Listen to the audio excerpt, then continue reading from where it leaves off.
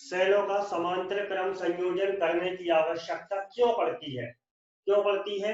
क्योंकि हमने आपको बताया था पिछली क्लास में कि सेलों के श्रेणी क्रम संयोजन में सभी सेलों का ईएमएफ तो बढ़ता है, किंतु सभी सेलों के द्वारा जो विद्युत धारा प्रदान की जाती है वो नहीं बढ़ती। ठीक है, तो आधा काम होता है, ईएमएफ बढ़ता है, करंट नहीं बढ़ती। तो हम चाहते हैं कि दोनों बढ़े, इसलिए हमने एक और क्रम के बारे में सोचा कि इस प्रकार जोड़ के देखते हैं, शायद करंट और ये दोनों बढ़ जाए। तो देखते हैं इस संयोजन में क्या होता है। ये एक सेल, ये दूसरा सेल, ये तीसरा सेल, ऐसे ऐसे करके हमने एम सेल जोड़ दिए। एम सेल मीन्स हो सकता है आप 4 सेल लगाना चाहते हो, या 5 या 6 या 7, कुछ भी संख्या हो सकती है। तो हमने उस कुछ भी संख्या को एम मान लिया। ठीक है, एन भी मान सकते हो आप, कोई भी अक्षर मान सकते हो। यहाँ पर हमने एम सेलों को श्रेणी में समांतर क्रम में जोड़ा। सभी के जो पॉजिटिव टर्मिनल थे उनको हमने एक साथ कनेक्ट कर दिया यहाँ, और इनके जो नेगेटिव सबके टर्मिनल थे उनको अलग इकट्ठा कर दिया ये। और इसके बीच में हमने यहाँ अपनी डिवाइस लगाई, जो जिसको आपको चलाना है उसको हम कैसे रिप्रेजेंट करते हैं बताओ जरा। यहाँ डिवाइस लगानी है प्रतिरोध से। हाँ, यहाँ पर हम रेजिस्टेंस लगा देते हैं, और ये रेजिस्टेंस वास्तव में क्या है, कोई डिवाइस। तो ये एम सेल समांतर क्रम में जोड़े गए हैं। प्रत्येक सेल का ईएमएफ ई है, प्रत्येक सेल का आंतरिक प्रतिरोध, ये सेल के अंदर जो रेजिस्टेंस है वो स्मॉल आर। ठीक है, तो इस प्रकार से हम बनाते हैं सेलों का समांतर क्रम संयोजन। अब हम इसकी कैलकुलेशन करते हैं, गणना करते हैं, और ये देखते हैं कि करंट और ईएमएफ दोनों बढ़ते हैं या कोई एक बढ़ता है या कुछ भी नहीं होता है, चेक करते हैं। तो क्या मेथड है, सबसे पहले हमने क्या बताया था आपको, करंट का मान निकालना है। तो क्या चाहिए है, कुल विद्युत वाहक बल और कुल प्रतिरोध, दो चीजें हमें चाहिए। तो पहले हम ज्ञात करते हैं कुल विद्युत वाहक बल। इस पूरे परिपथ का कुल विद्युत वाहक बल, विद्युत वाहक बल ज्ञात करने के लिए हमें एक राउंड लगाना पड़ता है, और उस राउंड में हम चेक करते हैं हमें कितने विद्युत वाहक बल मिले। तो कहीं से भी शुरू कर देते हैं, यहां से हम शुरू कर देते हैं, यहां से हम चलते हैं, ये ऐसे चलते हैं, यहाँ पे हमें कोई ईएमएफ नहीं मिला, और यहां से यहां आना है। तो किसी भी रास्ते से होके आप आ सकते हो, जिस भी रास्ते से होके आप आओगे आपको केवल एक ही ईएमएफ मिलेगा, दूसरा नहीं मिलेगा। बताओ किसी भी रास्ते से आप राउंड पूरा करो, कितने आपको ईएमएफ मिल रहे हैं, देखो जरा। यहां से चले, ऐसे आ जाओ तो भी आपको एक ही ईएमएफ मिला। यहां से चलो, इस रास्ते से आओ तो भी आपको एक ही ईएमएफ मिला। यहां से चलो, इस रास्ते से आ जाओ तो भी आपको एक ही ईएमएफ मिलता है। तो बताओ परिपथ का कुल ईएमएफ कितना, जल्दी बताओ। एक ही ईएमएफ मिलता है आपको, भले उसमें एम सेल लगा दो, लेकिन रास्ता तो एक ही से जाओगे आप, थोड़ी एक बार सब रास्ते से कवर हो जाओगे। राउंड पूरा करोगे जिस एक रास्ते पर से कवर करोगे, जिस रास्ते पर से भी कवर करोगे राउंड, उस रास्ते पर केवल एक ही ईएमएफ मिलेगा। तो करंट जहां से जाती है उसे केवल एक ही ईएमएफ क्रॉस करना पड़ता है, इसलिए परिपथ का कुल विद्युत वाहक बल ई। ठीक है, अब परिपथ का कुल प्रतिरोध ज्ञात करते हैं।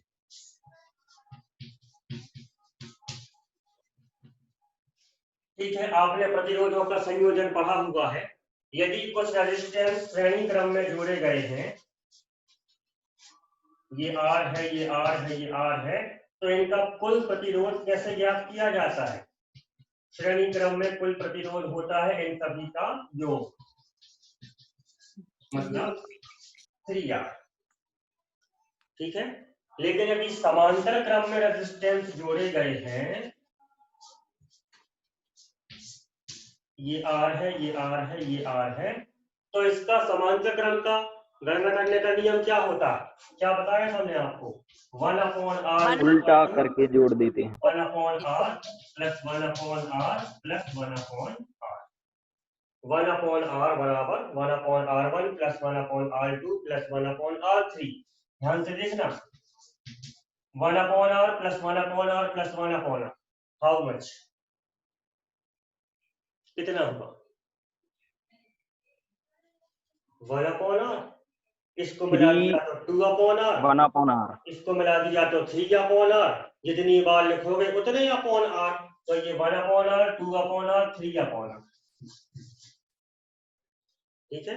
किसका मान आ गया 3/r, 1/r का कितना आ गया 3/r, उल्टा कर दो तो r का मान कितना हो जाएगा,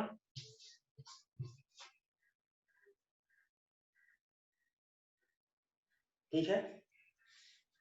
तो श्रेणी क्रम में तो हमें केवल सीधा जोड़ना है, ठीक है। हम बिल्कुल आपको सामान्य भाषा में समझा रहे हैं, थोड़ा समझो इसके लिए। श्रेणी क्रम में यदि r लगे हैं तो हम उसको डायरेक्टली केवल जोड़ देते हैं, लेकिन अगर समांतर क्रम में r लगे हैं तो उन सबके व्युत्क्रम लेते हैं 1/1, उन सबको जोड़ते हैं और उत्तर को फिर से व्युत्क्रम कर देंगे, क्योंकि हमें 1/r की वैल्यू मिलती है, तो r की वैल्यू ज्ञात करने के लिए उत्तर को फिर से पलट देते हैं। तो पलटना है, जोड़ना है और फिर से पलटना, तब आपको समांतर क्रम का प्रतिरोध मिलेगा। ये समझ में आया? फिर से देखो, जैसे एक रेजिस्टेंस, दूसरा रेजिस्टेंस, तीसरा रेजिस्टेंस, चौथा रेजिस्टेंस, ये सभी रेजिस्टेंस R है। बताइए कुल कितना रेजिस्टेंस हुआ? पहले ये डिसाइड करो कौन से क्रम में जुड़े हैं, कौन से क्रम में, समांतर क्रम में जुड़े हैं। अब हम क्या करेंगे, फॉर्मूला क्या है, पहले इनको उल्टा करना है चारों को, कितना हो गया ये कुल, इन सबका LCM हुआ R, 1 + 1 + 1 + 1 मतलब 4, तो कितना आ गया 4/r। क्या ये आंसर? नो सर, अभी इसको व्युत्क्रम, अभी इसका व्युत्क्रम चाहिए, आंसर क्या आएगा r/4। तो इतना सब कुछ हमें ना करना पड़े बार बार, इसलिए आप एक शॉर्ट ट्रिक समझ लो, शॉर्ट ट्रिक समझ लो। 3 रेजिस्टेंस श्रेणी क्रम में जुड़े हैं, कितने रेजिस्टेंस जुड़े हैं श्रेणी क्रम में, 3, तो कुल कितना रेजिस्टेंस होगा 3R, ठीक है। 10 रेजिस्टेंस श्रेणी क्रम में जुड़े हैं, कुल कितना रेजिस्टेंस होगा 10R, मतलब श्रेणी क्रम में जो जुड़े हैं उनसे गुणा हो जाता है, 100 जुड़े हैं तो 100 से गुणा हो जाएगा, 10 जुड़े हैं 10 से गुणा हो जाएगा। 6 रेजिस्टेंस श्रेणी क्रम में जुड़े हैं, कितना आंसर जल्दी बताओ, 6R, ठीक है। अब देखो यहाँ 4 रेजिस्टेंस समांतर क्रम में जुड़े हैं, तो आंसर सबको भूल जाओ, आंसर क्या आया R/4। जितने भी रेजिस्टेंस जुड़े थे हमने क्या कर दिया, उनका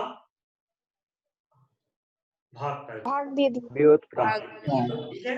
तो श्रेणी क्रम में संख्या से गुणा कर देते हैं और समांतर क्रम में संख्या से भाग दे देते हैं। अब ये ना आपको उल्टा करना है, ना जोड़ना है, ना फिर से उल्टा करना है, सबको दिमाग से निकाल दो। हमने एक शॉर्ट ट्रिक समझ ली कि श्रेणी क्रम में जुड़े हैं तो कितने जुड़े हैं 5, तो 5R हो गया। समांतर क्रम में जुड़े हैं, कितने जुड़े हैं 5, तो R/5, ठीक है। श्रेणी क्रम में जुड़े हैं तो उस संख्या से गुणा कर देना है और समांतर क्रम में जुड़े हैं तो उस संख्या से भाग दे देना। कहीं भी आप चाहो तो नोट कर लो, ये शॉर्ट ट्रिक है। श्रेणी क्रम में जुड़े होते हैं प्रतिरोध तो उस संख्या से प्रतिरोधों में गुणा कर देते हैं, और यदि समांतर क्रम में जुड़े हैं प्रतिरोध तो उस संख्या से प्रतिरोध में भाग दे देते हैं, ठीक है। तो देखो यहाँ R R R R कितने सेल जुड़े हैं समांतर क्रम में, कितने, M ये डैश डैश लगा ना, मतलब यहाँ पे M सेल जुड़े हैं, तो M का क्या हो जाएगा बताओ, R/M दे देंगे, कुल प्रतिरोध हो जाएगा R/M। कल का प्रश्न ध्यान करने की कोशिश करो। श्रेणी क्रम में N सेल जुड़े थे, श्रेणी क्रम में N सेल जुड़े थे, कितना आंसर आया था प्रतिरोध का, जल्दी बताओ। श्रेणी क्रम में n सेल जुड़े थे। देखो जरा n पेज into पर, r n into n r, upon r n into r श्रेणी क्रम में गुणा हो गया था, श्रेणी क्रम में गुणा हो गया था, और समांतर क्रम में जितने जुड़े हो उससे भाग हो जाता है। तो समांतर क्रम में m सेल जुड़े हैं तो क्या आ जाएगा, कुल प्रतिरोध कितना हो गया, R/m। ठीक है, और इसके अलावा ये भी तो है डिवाइस का रेजिस्टेंस, ये कितना है, कैपिटल R, तो क्या आ जाए कुल प्रतिरोध R/m प्लस, यहां तक बनेगा। फिर से देखो, EMF के लिए हमें राउंड लगाना है, जितने EMF पहले वो लिख दिया। प्रतिरोध के लिए हमें सोचना होता है कि श्रेणी क्रम है कि समांतर क्रम है। अगर श्रेणी क्रम है तो जितने भी सेल हो उस संख्या से गुणा कर देना, और अगर समांतर क्रम है जितने भी सेल हैं उस संख्या से भाग दे देना। ठीक है, तो R/m और बाहर का रेजिस्टेंस R है। अब बताओ कुल विद्युत धारा कितनी, फॉर्मूला क्या है, कुल विद्युत धारा बराबर प्रतिरोध वाहक बटे कुल प्रतिरोध। ठीक है, I इज इक्वल टू कुल विद्युत वाहक बल कितना लिख दें, अभी आपने फाइंड किया, रेजिस्टेंस कितना लिख दें, R/m plus R, m plus r। ठीक है।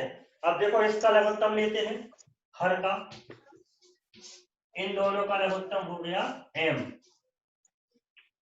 ऐसे होता ना, इस m से यहां गुणा हो जाएगा तो क्या बन जाएगा, ये r प्लस mr,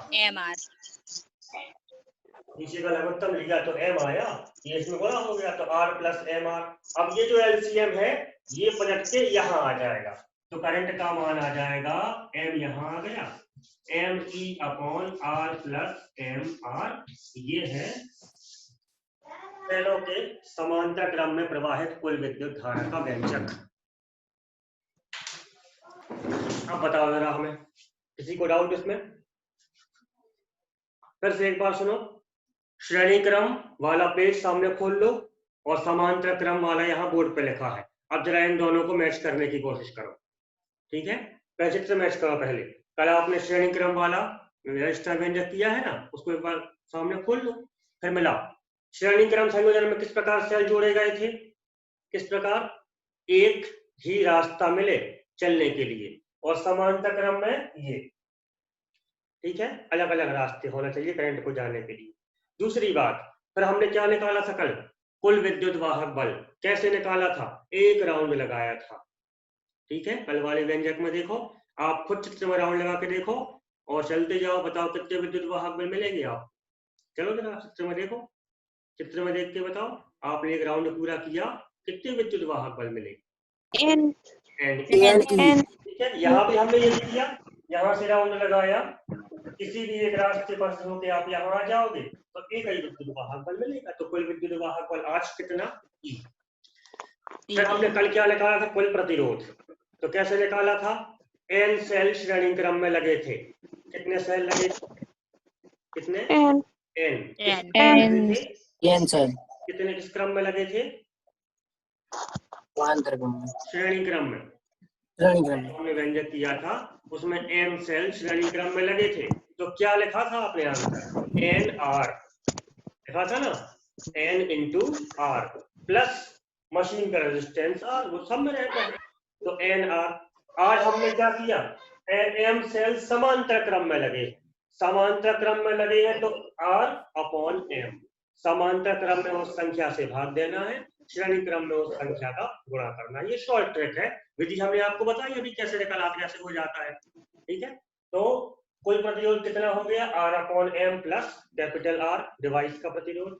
अब कुल विद्युत धारा कल भी आपने ज्ञात की थी, आज भी हमने ज्ञात की, तो कल आया था आपका आंसर Ne/nr प्लस R, और आज आंसर आया है Me/R प्लस M।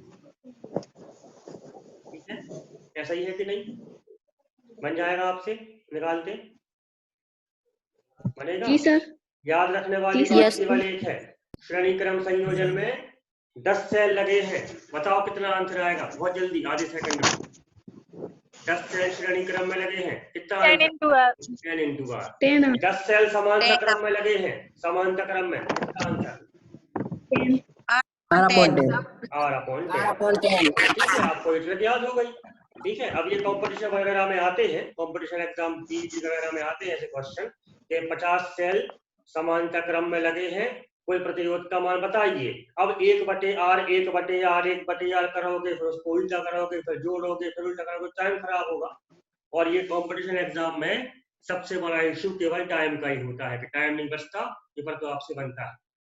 इसलिए ये ट्रिक्स बताई जाती है कि समांतर क्रम में लगे हैं 50 सेल हैं R/50, श्रेणी क्रम में लगे हैं 50 सेल हैं R/50।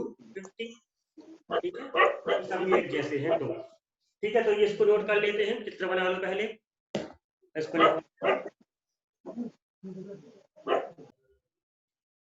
ठीक है, लिख लिया होगा आपने। अब इसके बाद देखो, कल जो हमने श्रेणी क्रम का डेरिवेशन किया था उसमें ईएमएफ बढ़ा था, एक सेल का विद्युत वाहक बल ई था और परिपथ के में कितने एन सेल लगाए गए थे, उन सभी का विद्युत वाहक बल हो गया था N E. Means EMF increase हुआ था, बढ़ा था। लेकिन जब हमने करंट को चेक किया था, करंट अनचेंज रही थी।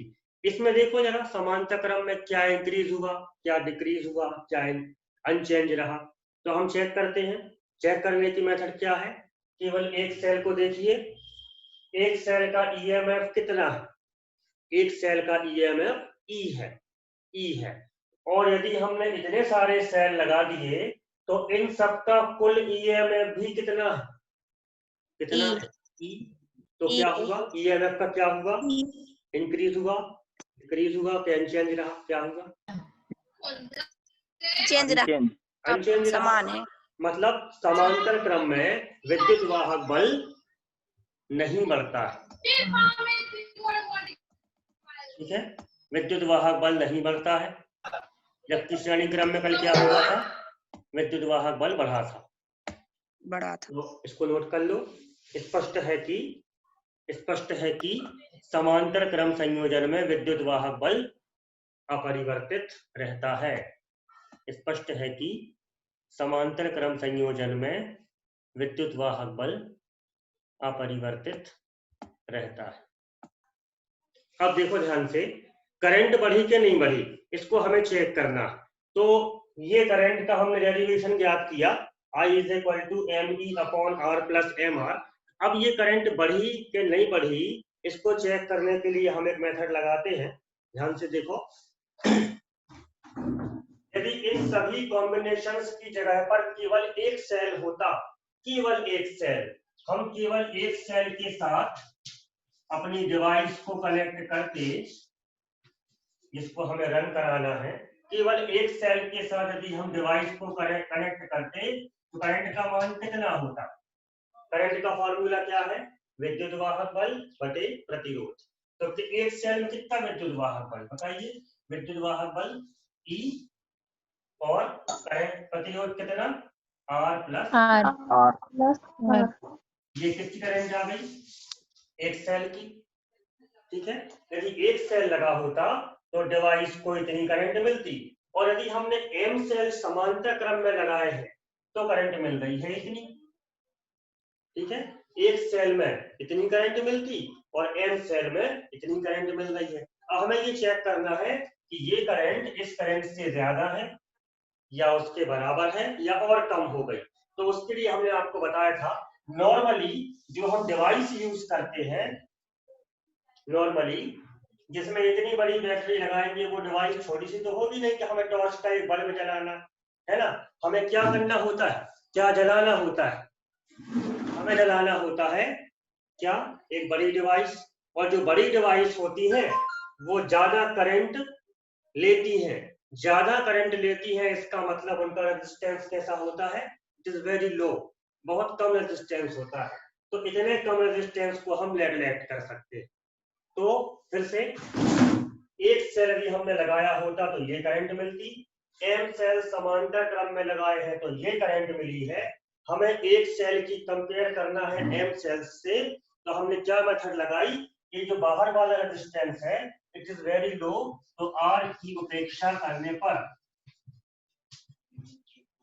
आर की उपेक्षा कर देंगे तो यहाँ क्या बचेगा, एक सेल में कितनी करंट मिलेगी, E अपॉन आर। यहाँ से आर की उपेक्षा कर दो, ये आर वाले टर्म की उपेक्षा कर दी, यहाँ करंट कितनी हो गई, ME upon R plus M। R plus M, क्यों, आर के साथ साथ ये एम भी निकल गया, इसको भी एलिमिनेट कर दिया, ठीक है ना। आर वाला पद ही हमने छोड़ दिया, यहाँ से भी छोड़ दिया, यहाँ से भी छोड़ दिया, तो यहाँ करंट हुई E अपॉन आर, यहाँ करंट हुई ME अपॉन आर। अब बताइए ये करंट ज्यादा है कि ये करंट ज्यादा है, एक सेल में करंट E अपॉन आर थी और M सेलों में current M times E upon R, कौन सी ज्यादा है, एम सेल वाली। M सेल वाली। क्योंकि इसमें केवल एक बार E अपॉन आर लिखा गया है, यहाँ पर E अपॉन आर तो है ही, साथ में M एक्स्ट्रा है, एक्स्ट्रा है मतलब उसकी वैल्यू क्या हो जाएगी, करंट की वैल्यू क्या हो जाएगी, क्या हो जाएगी, बढ़ जाएगी, बढ़ जाएगी सर। हाँ, तो समांतर क्रम संयोजन में EMF तो अनचेंज रहता है लेकिन करंट की वैल्यू बढ़ जाती है, इसको भी नोट कर लो। अभी लिखो, हम जवाब लिख लेंगे, अभी अपन लिखना पड़ेगा पूरी डिस्क्रिप्शन। तो हमने दो प्रकार के रिएक्शन देखे, श्रेणी क्रम संयोजन में EMF बढ़ता है, करंट नहीं बढ़ती, लेकिन समांतर क्रम संयोजन में करंट तो बढ़ती है लेकिन EMF नहीं बढ़ता। अब प्रैक्टिकली बात कौन सी है, EMF ज्यादा होगा तो पुश ज्यादा होगा, पुश ज्यादा होगा मतलब मशीन स्टार्ट आसानी से हो जाएगी, ये जो डिवाइस हम यहाँ चलाना चाहते हैं ये स्टार्ट आसानी से हो जाएगी। करंट ज्यादा होगी तो वो स्मूथली चलेगी, ठीक है। जैसे मान लो अपने पास एक स्कूटी है या कोई टू व्हीलर है, मोटरसाइकिल है, उसको हम सेल्फ स्टार्ट टच करते हैं और वो जल्दी से स्टार्ट हो जाती, जल्दी स्टार्ट हो जाती, एक बार हमने किक लगाई या सेल्फ स्टार्ट दबाया तो स्टार्ट हो गई। इसका मतलब क्या बड़ा हुआ है, EMF ज्यादा मिल रहा है, मतलब श्रेणी क्रम संयोजन। लेकिन वो चलने में प्रॉब्लम करती है, उतनी स्मूथली चलती नहीं है, तो मतलब बताओ क्या होगा, बैटरी में किस प्रकार से जोड़े गए होंगे उसकी बैटरी में, स्टार्ट जल्दी हो गई श्रेणी क्रम में, क्योंकि श्रेणी क्रम में EMF बढ़ता है लेकिन करंट नहीं बढ़ती, ठीक है। फिर हमने एक और स्कूटी बनाई, उस स्कूटी में हमने सेल लगा दिए समांतर क्रम में और ऐसी बैटरी बना के उसमें डाल दी, तो बताओ स्कूटी क्या करेगी, क्या होगा, स्टार्ट नहीं होगी लेकिन वो चलेगी अच्छे से। स्टार्ट नहीं चलेगी, आसानी से नहीं होगी, आपको एक दो बार 3-4 बार माननी पड़ेगी और सेल्फ को भी हमें 2-3 बार दबाना पड़ेगा, तब कहीं जाके वो गाड़ी स्टार्ट, लेकिन एक बार स्टार्ट हो गई तो चलेगी बड़ी स्मूथली, क्योंकि EMF तो नहीं बढ़ता लेकिन करंट बढ़ती है। तो बताओ आप कैसी गाड़ी चाहते हो, जो स्टार्ट अच्छे हो जाए कि चले अच्छे से, दोनों चाहते हो, है ना। तो दोनों वाली तो महंगी आएगी, सस्ती नहीं आएगी, ज्यादा पैसा खर्च होगा, चलेगा, यस सर, चलेगा, आपको तो चलेगा लेकिन कई लोगों को नहीं चलता। तो इसलिए कई प्रकार की बाजार में गाड़ियां मिलती हैं, बोले स्टार्ट आसानी से होती है, ठीक है, ऐसी गाड़ी भी अपने पास है, स्टार्ट में टाइम लेके चलती है आसानी से, ऐसी गाड़ी मिलती है। और जो दोनों चाहिए इनके लिए, स्टार्ट जल्दी हो जाए और चले भी आसानी से, तो उसके लिए हमें ये बताओ किस प्रकार कनेक्शन करना पड़ेगा, श्रेणी क्रम या समांतर क्रम, श्रेणी क्रम और समांतर दोनों सर, दोनों, क्योंकि हमें तो स्टार्ट भी जल्दी करना है, EMF भी बढ़ाना है और करंट भी बढ़ाना है, तो हमें ना श्रेणी क्रम चाहिए ना समांतर क्रम चाहिए, इसलिए हम तीसरा कॉम्बिनेशन बनाते हैं, उस तीसरे कॉम्बिनेशन का नाम होता है